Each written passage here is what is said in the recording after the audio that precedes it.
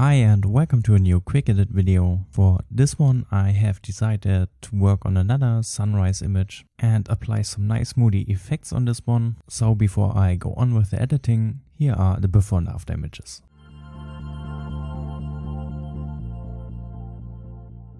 And as always, I'm starting in the lens correction tab by activating those settings.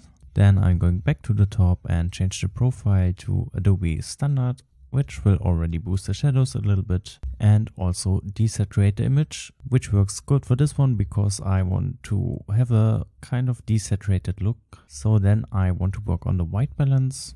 I think I'm going to apply a colder color tone. That means I'm reducing the temperature a bit.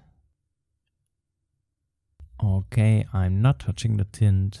Instead, I'm going straight to the highlights, which I want to reduce to prevent too much overexposure. And then, of course, I'm increasing the shadows to get back some details from the darker areas of the image. And because there are still underexposed areas, I'm increasing the blacks as well. And that's it for the global adjustments for now, and let's do some local adjustments. I want to start with the gradiated filters. I have applied 2 of those, mainly for the foreground. So in this area I want to bring out some of the highlights, so I'm going to increase them all the way up. And I think I also need to desaturate this area. Okay, and then I think I can add some whites as well. Good, then let's go on with the next gradiated filter. Again, I want to brighten up the overall image except the upper area. I'm increasing the whites. And because it starts to look a little bit blurry, I'm also increasing the clarity. Then let's switch to the radial filters. Here I also have applied 2 radial filters, and they are both for the area around the sun because I want to add a little bit of glow here. And to do that, I'm increasing the blacks all the way up, and in this case maybe decrease the dehaze a little bit. To bring back some color in this area, I'm increasing the temperature, which will add this warm yellowish color cast.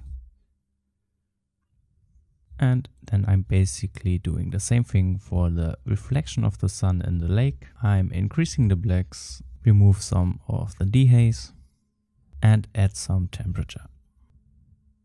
Okay, and that's it for the local adjustments. Then let's do some color grading. Because I want to create a desaturated image, I'm going to get rid of most of the color saturation. So I'm dropping red and yellow, as well as blue, purple and magenta. Now I also want to increase the green ones all the way up, and then switch over to the luminance tab, where again I want to increase the green ones all the way up. And this will add some slight brightness into the area of the foreground, and therefore I'm also increasing the yellow luminance, and here you can see the effect pretty clearly. Okay, it starts to look a bit too desaturated, so I want to increase the vibrance. And then go on with the split toning. Of course, for the highlights I need to apply a warm color tone and maybe even increase the strength.